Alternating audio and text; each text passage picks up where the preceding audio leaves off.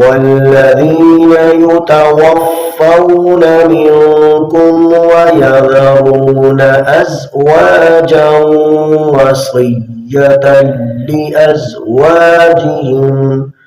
وصية لأزواجهم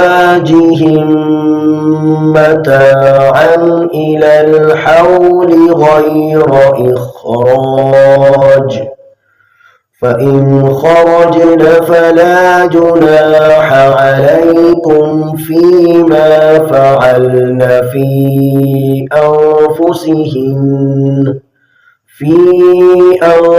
أنفسهن من معروف، والله عزيز حكيم. وللمطلقات متاع بالمعروف حقا على المتقين، كذلك